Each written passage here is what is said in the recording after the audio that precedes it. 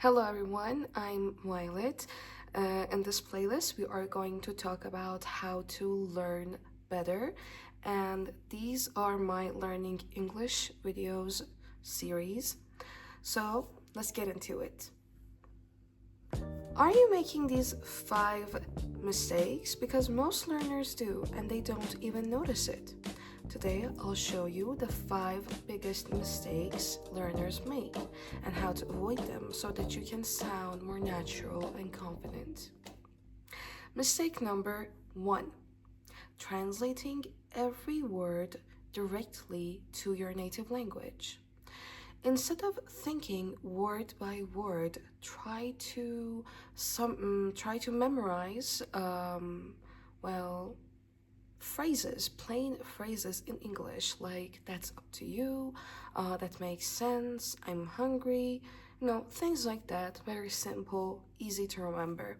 Because, well, if you focus on translating every word, it can actually affect your fluency because, well, it's redundant to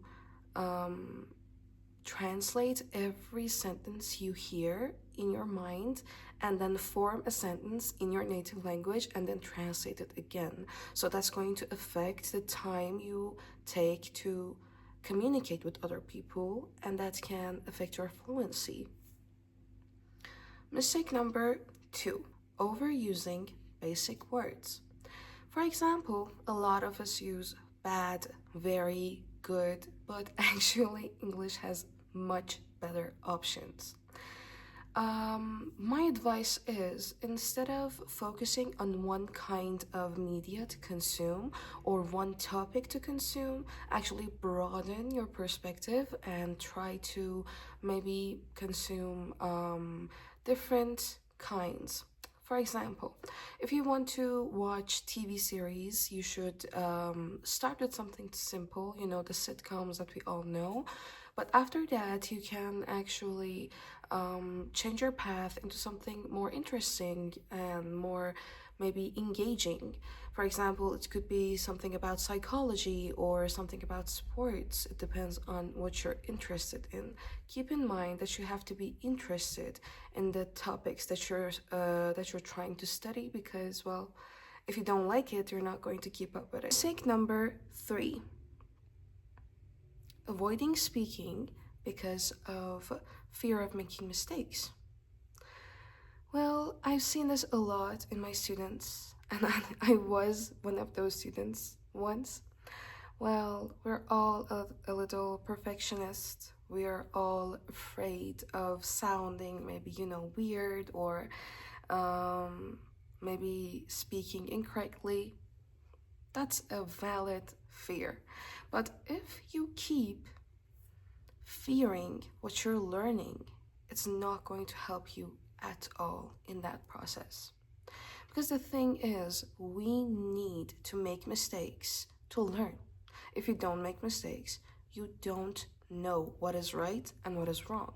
You're just going to keep on learning that language in the ways that you think are correct. Teachers are there for a reason. People that know more than us are there for a reason. We have to trust ourselves and just start doing it. Take action, Because if you remember that when you're sitting in a classroom full of other students, they know why they are there. They are there to learn. So are you. So they know that all of you are the same in regards to learning something new. They're beginners like yourself, so they're going to understand the mistakes that you make.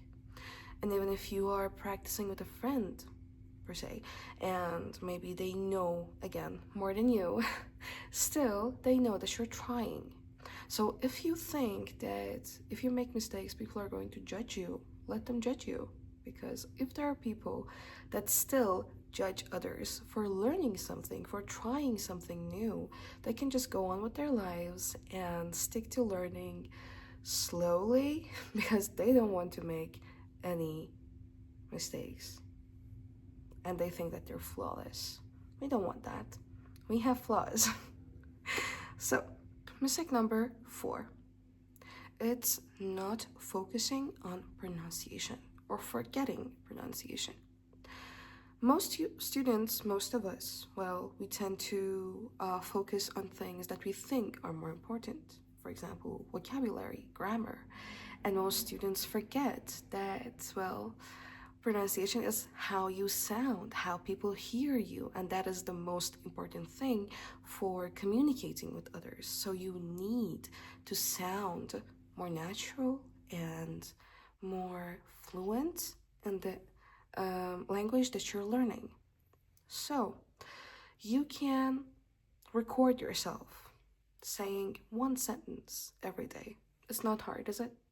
So that's one thing that you can do. And a little funny thing about me is that I used to do the same.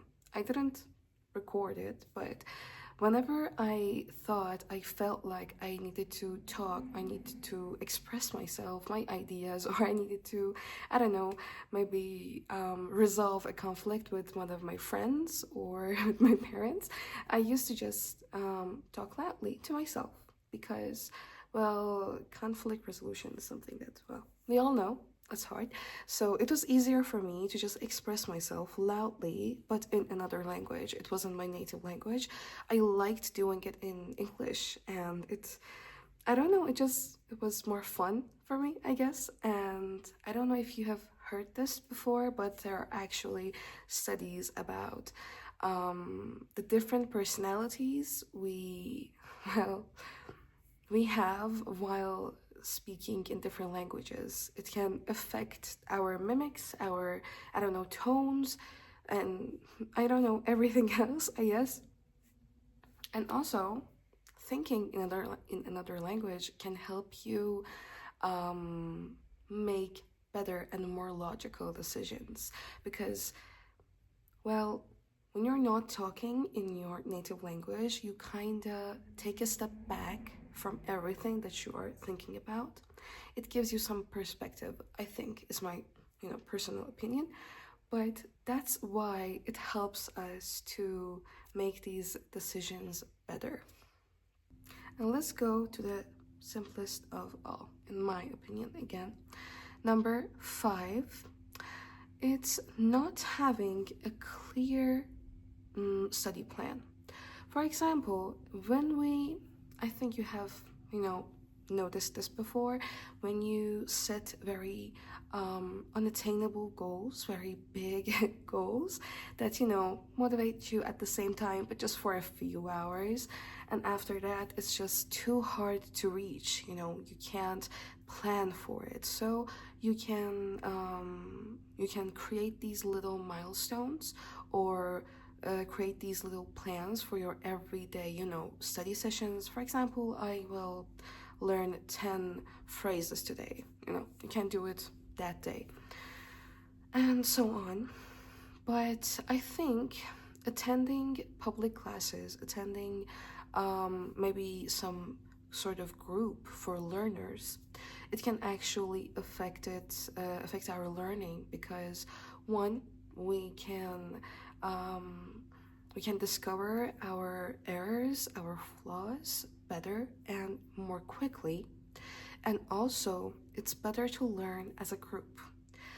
And also, it gives you a structure, because when there's a teacher, when there are other students, there is a structure to the class, and you have a book, and that teacher has experience in teaching other students to achieve the goal that you're achieving, So you can choose that option, but if you don't have the means for that, or you're just more comfortable self-studying, or even you have more discipline, you can also create a plan for yourself. Thank you for watching, everyone. That's it for today. Tell me, which of these do you make? And if there are other mistakes that I didn't mention in this video, please tell me so that I can maybe make a video about them later. Thank you. Hope you have a good day.